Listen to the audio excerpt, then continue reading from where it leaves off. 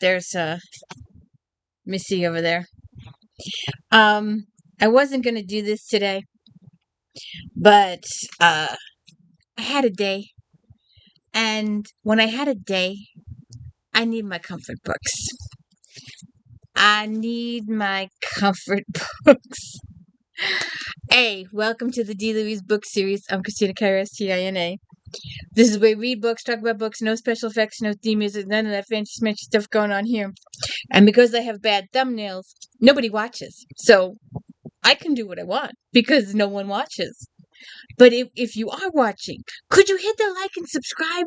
It would mean so much to me because my channel's going nowhere and I could really use the help. But this section we're doing 1 through 10. And in following weeks, I'll get 20 through 30 or something or 10 through 20. I'm going to do them in 10s because I am not unpacking my entire upstairs of 60 books. I'm doing it in sections.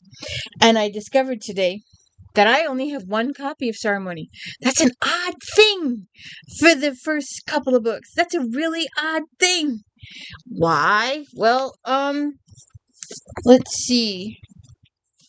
I have Naked in Death, and I have Glory in Death, and then I have Immortal in Death, Immortal in Death, Immortal in Death.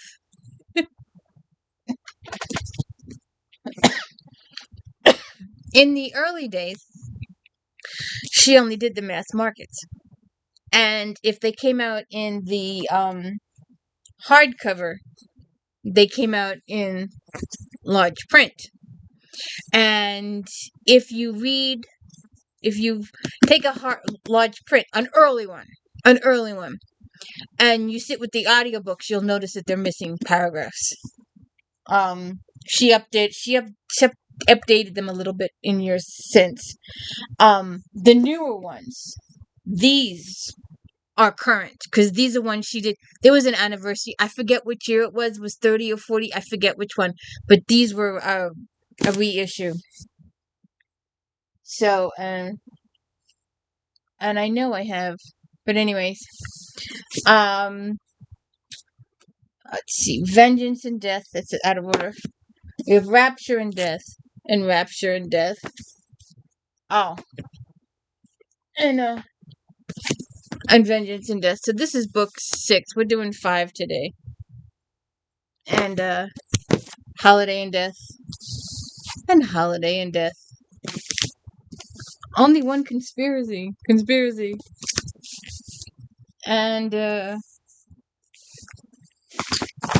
only one loyalty. And then of course Witness, I think, is my final one with 2. I think. I'm not sure. But anyways, I was also thinking that I hadn't explained I'm gonna put my initial review. These are my comfort books, and I haven't read them since 2023 because I did them all for the channel in 2023. And sorry, trying to do this. I didn't do them in 24 because I did them in 23. But I need my books. I need my comfort books.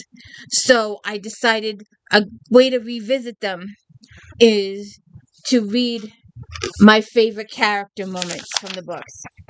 So, for the plot line, there's someone that's performing ceremonies and is killing their victims during ceremonies and for witchcraft situation. So I'll read you the little excerpt here, but for the full review and for my full explanation, I'm going to put the original video in the description box. But today we are going to enjoy the characters. I'm going to read the character parts. We're going to stay away from the plot. We're not going to spoil that for you. If you want to spoilers, go to my original video that'll be posted in the description. I've been good about that. I've been good so far. But our major new character appears in this book. Jamie LINGSTROM.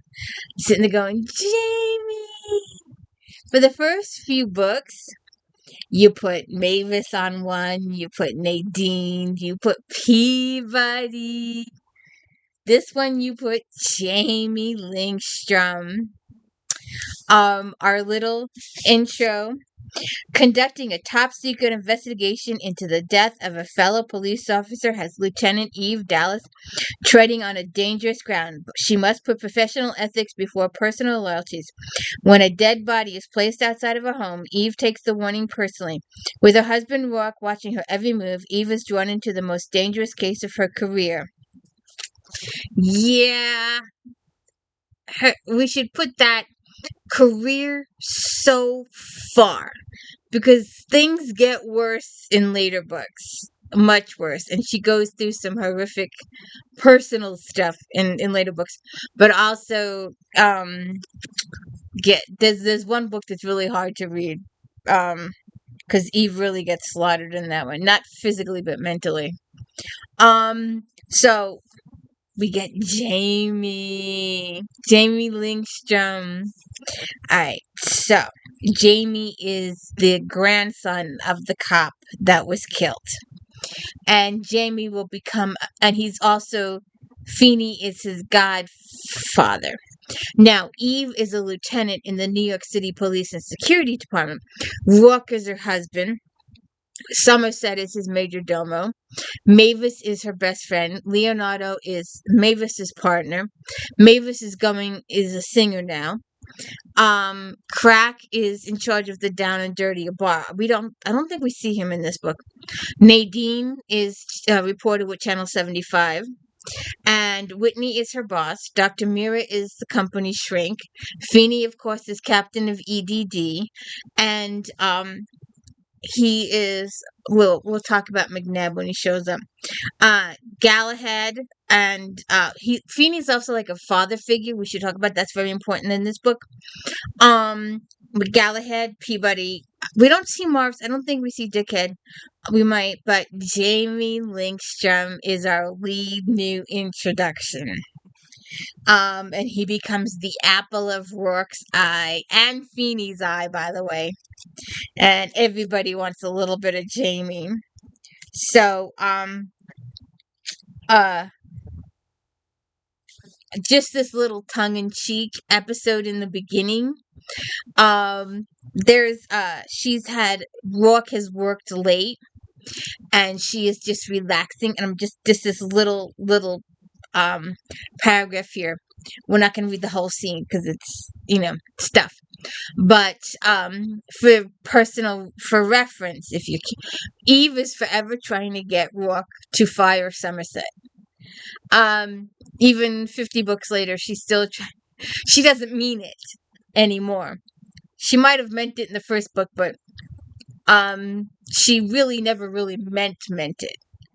But so Roarke comes up behind her, and touches her, fondles or whatever, says that, and she goes, Somerset, you wild man. And Roarke goes, I'm not gonna fire him. She's like, done it. It was worth the shot. And you're back. He was on a trip. So they have a little reunion there. But I just thought that was cute and wanted to share that with you. So the next day, Eve is back at work. By the time Eve was elbow deep in paperwork the next morning, the odd wakefulness in the night was forgotten. New York seemed to be content to bask in the balmy days of early autumn and behave itself. Oh, and just for, I don't know why, but we seem to do in future books, but usually we get a October, November Eve Dallas situation.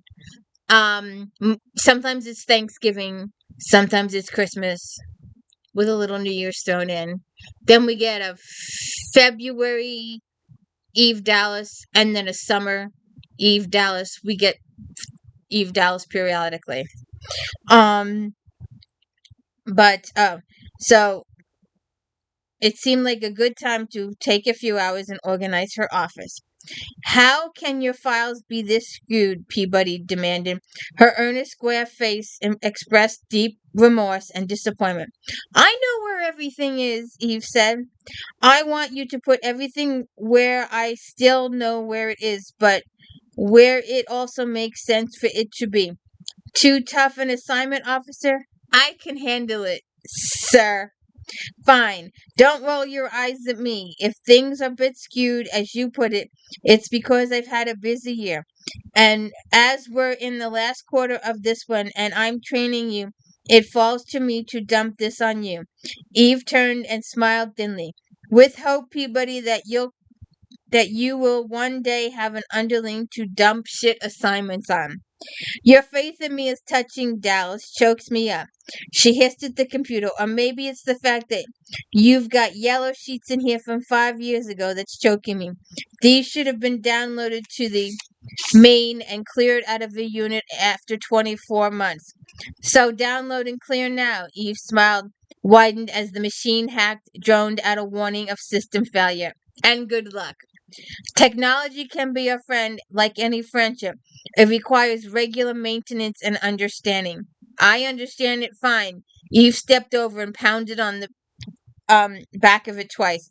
The unit hiccuped back into running mode. See? And it will become a running contention for many, many books. Eve and electronics. Her in that visitor's chair. She doesn't want to get a new visitor's chair because she doesn't want anybody sitting in it too long. The fans have discussed this ad nauseum. Anytime anybody brings it up, it reunites the discussion one more time. There are some people who believe, fine, leave it that way. There are some people that believe that Eve should be courteous to her superiors and get a new chair. But instead of getting a new chair, Eve sacrifices her chair and gives it to the superior while the superior is in her office. And the candy thief will probably never be known. That becomes a contention in later books. It becomes an ongoing thing in later books too. But Eve and her computer will last a good 20 plus books, I think. I don't remember when the situation changed. You have a real smooth touch, Lieutenant. That's why the guys in maintenance shoot air darts at your picture. Still? Christ, they hold a grudge. With a shrug, Eve sat on the corner of the desk. And then they talk about the case. So then we get to... We just want to skip all the case parts. Then they're having to meet a contact. And they're meeting a contact in a specific type of bar. And Peabody is out of uniform. She's in a dress. And let's see. Eve goes to the meeting. Alright, so they spot Peabody first. Roarke shifted his gaze, focused on the woman in a long sweeping dress in a swirling hues of blue and green. The 3 long strands of beads sparkled on her waist, and earrings of vari-colored metals jingled beneath the fringes of her straight, cropped hair. Well, well, Roarke said. Our sturdy Peabody makes quite a picture. She blends, Eve decided. And then she's meeting her contact. And Eve had jeans, leather jacket, and unadorned ears. And Roarke goes, you don't blend.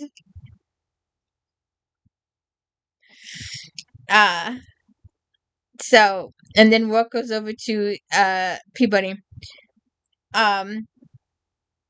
What's a nice witch like you doing in a place like this? Peabody slid him a sidelong lick grimace.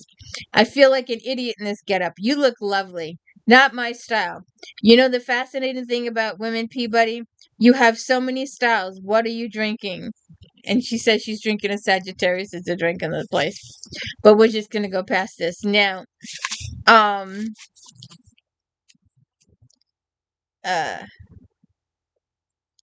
Eve and Peabody.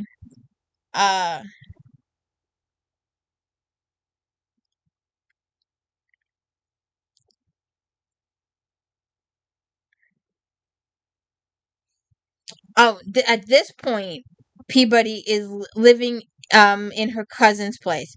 When she decided to move to Colorado and weave rugs, I took it over for rent control. A likely story. You'll probably spend all your free time hanging at poetry bars and performance art clubs. Actually, I prefer the mating lounges. Better food. You'll probably get more sex if you didn't think about it so much. No, I tried that too. She yawned abruptly and hugely. Sorry. You're entitled. When you report in, check on the status of the autopsy. That was just a cute little thing I wanted to share. Now, a character update with Mavis. This is an important one, and it'll run the series. So she gets home from work, and Mavis is there, and let's see if I can get it. The music is quite loud. Your mouth is moving, Eve observed. Are you talking to me? It wasn't that loud. Have a drink. Somerset said it would be all right if I hung for a while. Didn't know when you'd check in. For the reasons that eluded Eve, the stiff-necked butler appeared to have a major crush on Mavis. He's probably in his cage composing odes to your legs. Hey, it's nothing sexual. He just likes me, so... Mavis clinked her glass against Eve. Rourke's not around, right? With that music blaring, Eve snorted. Figured it out. Well, that's good, because I wanted to roll it out with you. But she sat, twisted the glass in her hands, and said nothing. What's the problem? You and Leonardo have a fight or something? No, you can't really fight with Leonardo. He's too sweet. He's in Milan for a few days, some fashion deal. Why didn't you go with him? I got the gig at the Down and Dirty, and I wouldn't let crack down after he bailed me. Okay, Eve rolled her shoulders and began to relax. Mavis's career as a performer. It was difficult to use the term singer when defining Mavis's talents.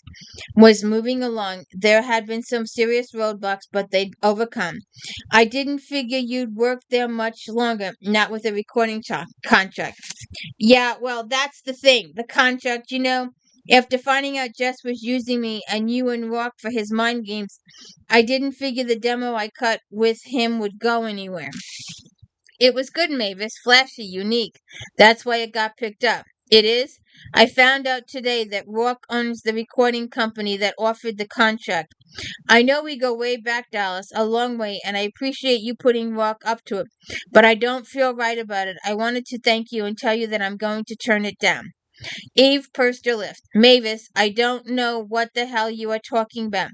Are you telling me that Roarke, the guy who lives here, is producing your disc? His company, Electric, it produces everything from classical to brain drain. It's the company, totally mad, which is why I was so worried about the deal. Electric, Eve mused. The company. It sounded just like him. I don't know anything about it, Mavis. I didn't ask him to do anything, Mavis. You didn't? Solid? Really? I didn't ask, Eve repeated, and he didn't tell me, which was also like him. I'd have to say that if his company is offering you a contract, it's because Roarke or whoever he put in charge of that stuff figures you're worth him. Mavis took slow breaths. She worked herself up to the selfless sacrifice, unwilling to take advantage of friendship. Now she teetered. Maybe he arranged it like a favor. Eve cocked a brow. Rourke's business is business. I'd say he figures you're going to make him richer, and if he did do it as a favor, which I doubt, then you'll just have to prove to him that you're worth it, won't you, Mavis? Yeah, I'm going to kick ass. You wait and see. Maybe you could come by the D&D tonight? I got some new material, and Roarke could get another close-up of his latest investment. I have to pass. I've got work to do. So they go through some of that. Then Roarke comes home, and to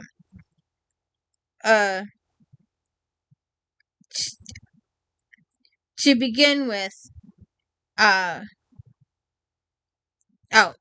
Mavis was waiting for me when I got home. Oh, he took He shook out his shirt and noted its deplorable condition, but slipped it on. Why didn't she stay? She's got a gig at the Down and Dirty. Roarke, why didn't you tell me you own electric? It's not a secret. He hitched into his slacks, then handed her her weapon harness. I own a number of things.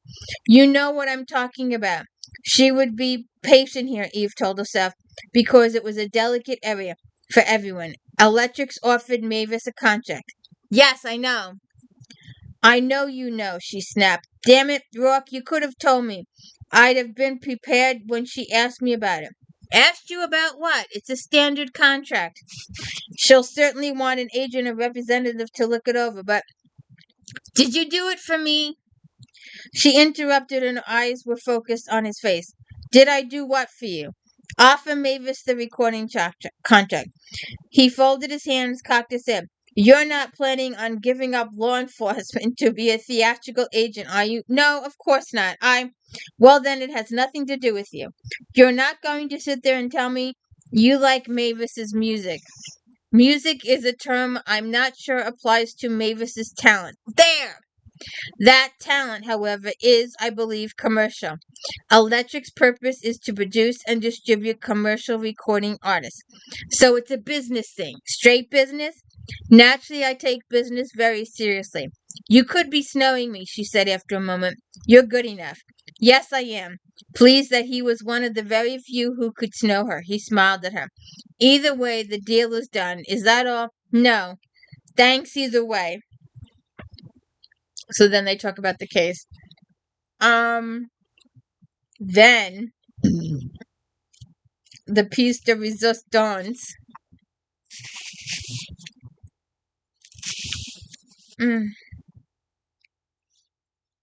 Okay. The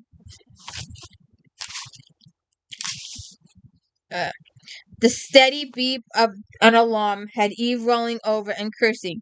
It can't be time to get up. We just went to bed. It's not. That's security. What? Our security? Roarke was already out of bed, already pulling on his slacks and answering with a grunt. Someone's trying to break in. Apparently someone has, he said. Where,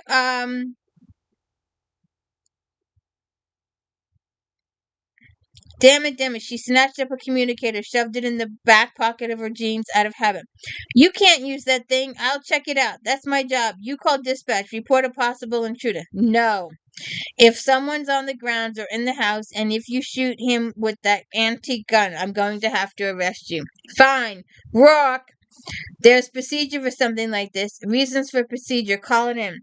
His home, he thought. Their home, his woman, and the fact that she was a cop didn't mean a damn thing at the moment. And you won't feel foolish, Lieutenant, if it's a mechanical malfunction?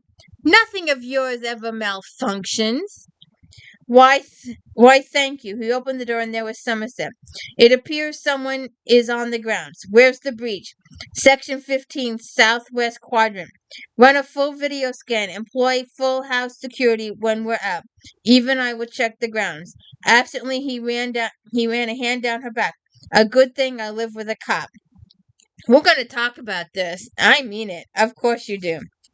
They haven't gotten in. The alarm was a breach for the house is different, but they're over the wall, which means they could be anywhere.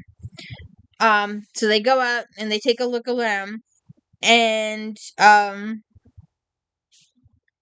Roarke catches them. How the hell did you get inside? Roarke demanded. The kid's breath was coming in whistles, and his face was pale as a ghost. Roarke could hear the audible click in his throat as he swallowed. You're Roarke! He stopped struggling and tried to smirk. You've got pretty good security. I like to think so. Not a thief, Roarke decided, but ballsy certainly. How did you get in? Behind you. With a smoothness the boy could later appreciate, Roarke pivoted, keeping his grip bearable. We have our intruder, Lieutenant. So I see. Jesus, Roarke, it's a kid, I know this kid. Then perhaps you'd introduce us. It's Jamie, right? Jamie LINGSTROM, Alice's brother. Good eye, Lieutenant. Now you want to tell him to stop choking me? I don't think so. She holstered her weapon, stepped up. What the hell are you doing, breaking into private property in the middle of the night? You're a cop's grandson, for Christ's sake. You want to end up in juvie? I'm not your big problem right now, Lieutenant Dallas. He made a valiant attempt to sound tough, but his voice wavered. You got a dead body outside the wall. Really dead, he added, and began to shake. Did you kill someone, Jamie? Roarke asked. No, man, no way. He was there when I came by. Terrified his stomach would revolt and humiliate him, Jamie swallowed hard again. I'll show you. If this was a trick, Eve considered it was a fine one. She couldn't take a chance. All right, let's go. And if you try to run, pal, I'll zap you. Wouldn't make any sense to run, would it? When I went all this trouble to get in this way. I'd like to know how you got in, how you bypassed security.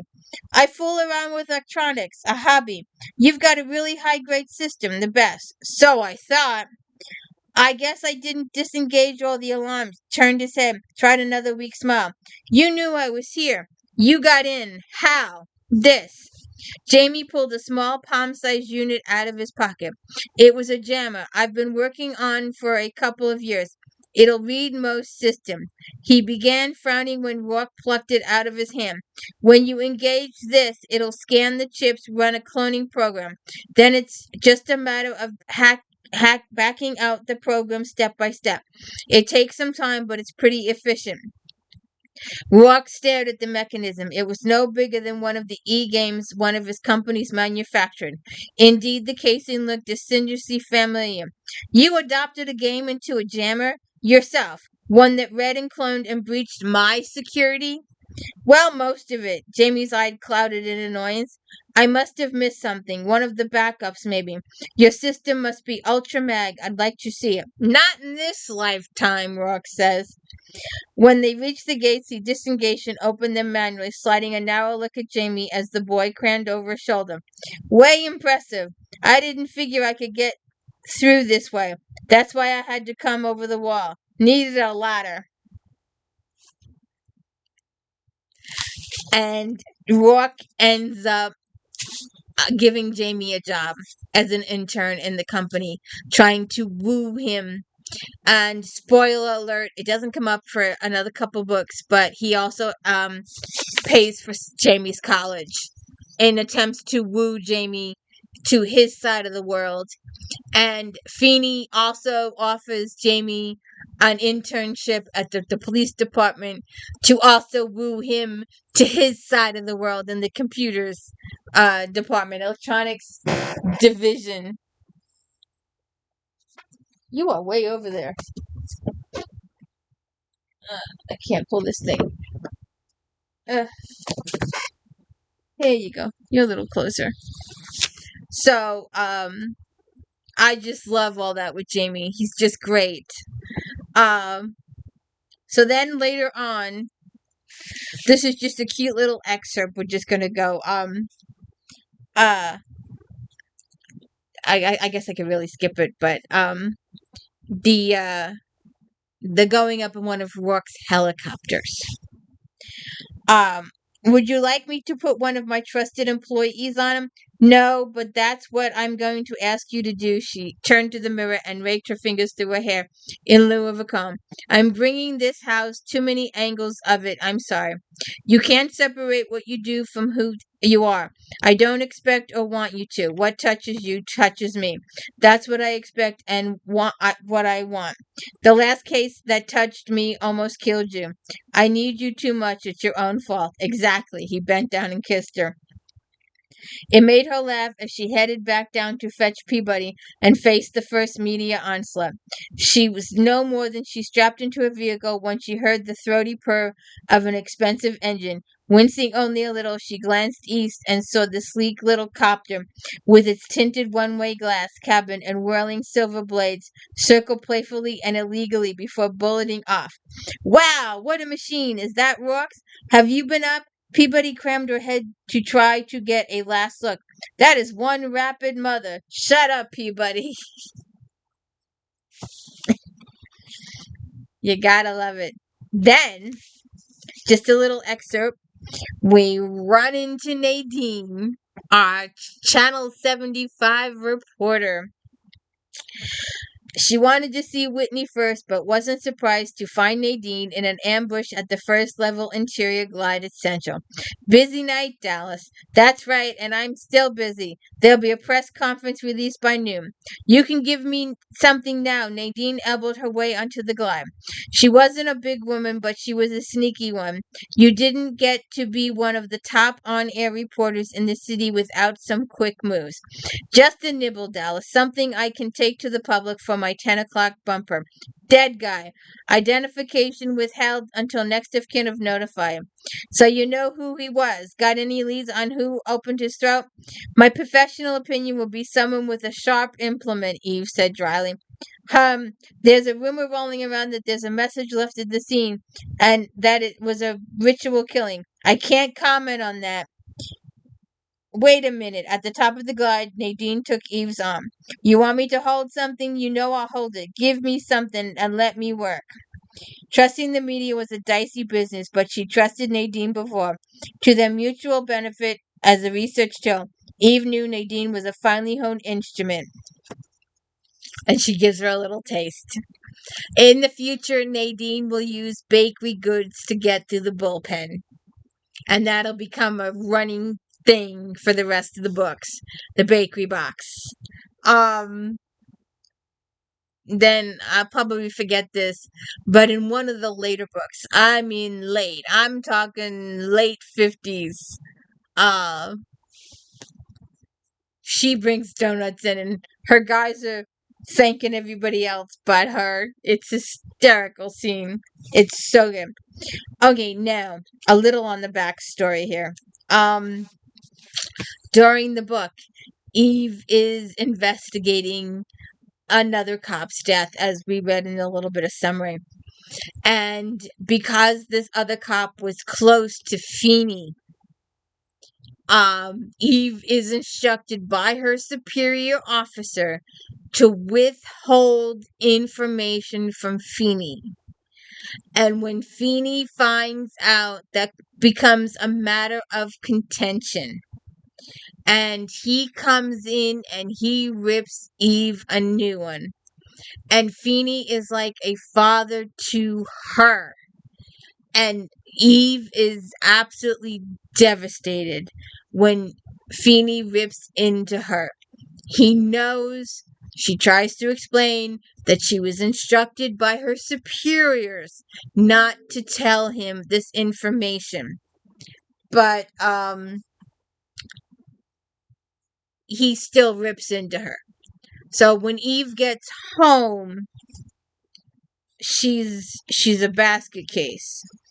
And she's really hurt. I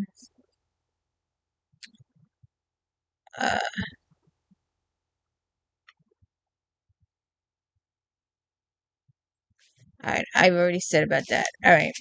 So, Roarke finally he gets home. Somerset reports to him that Eve is in a situation. She wasn't herself. I'm trying to find the exact thing. I can't find it right now.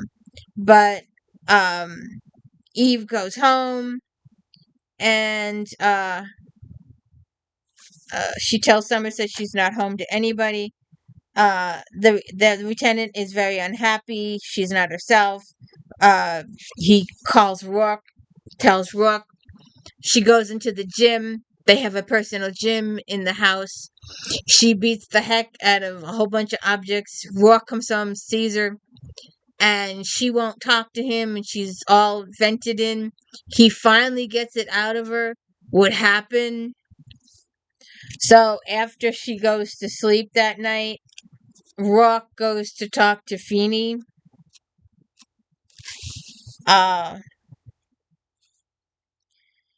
What the hell do you want? You slumming? I didn't think this building qualifies as a slum. Anything does compared to that palace you live in. Do you want to discuss the difference in our living arrangements through the door, or are you going to ask me in? I asked you what you want. You know why I'm here.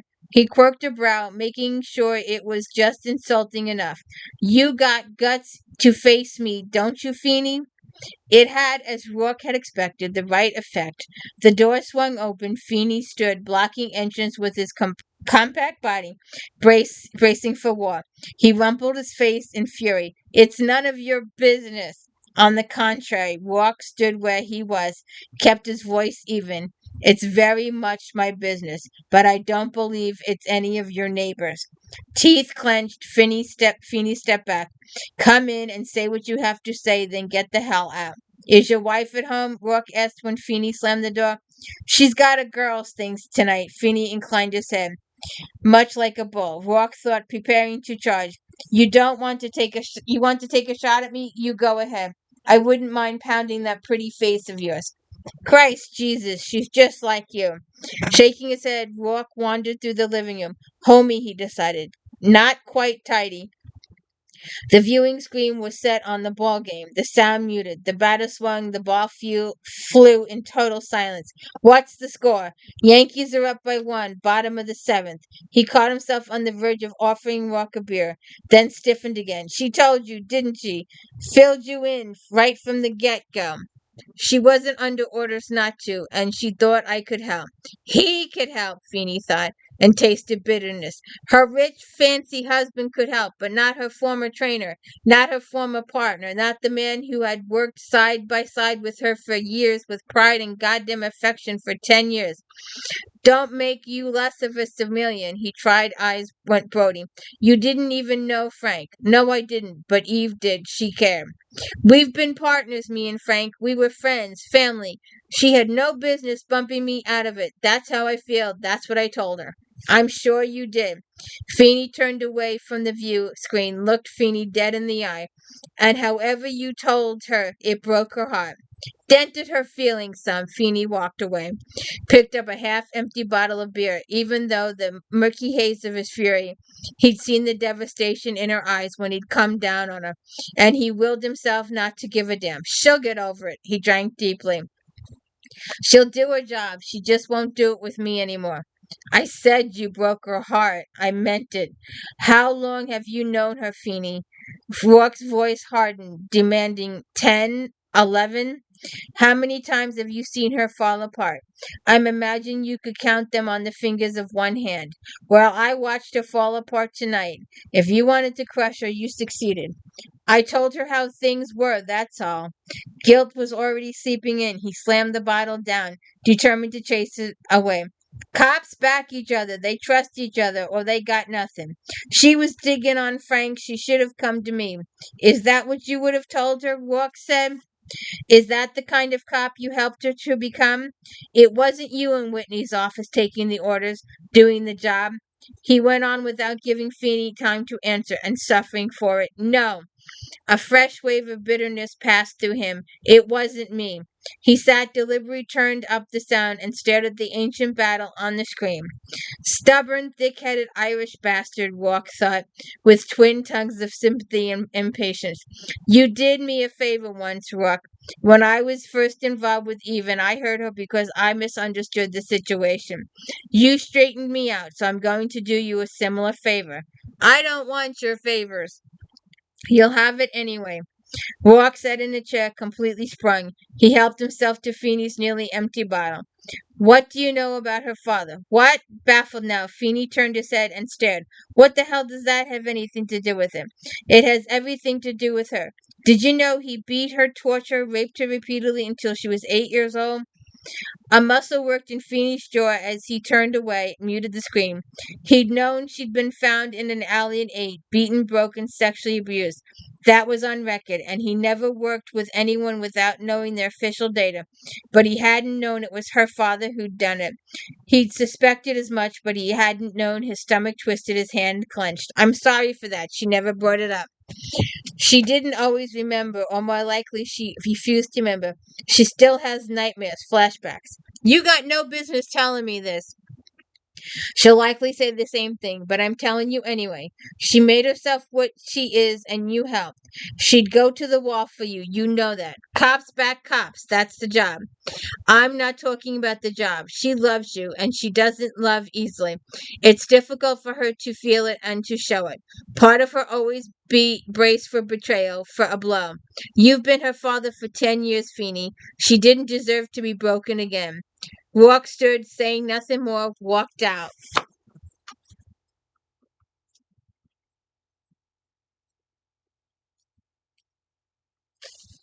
And I had one more, but I think I'm gonna leave it at that. Um,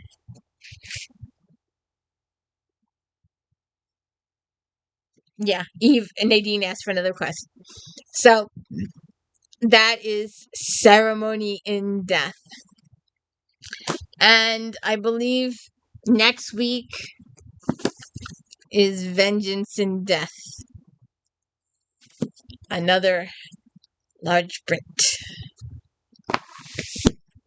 Ah, and if you could please hit the like and subscribe, if you could please enjoy these books with me, I'd so much appreciate it. Thank you.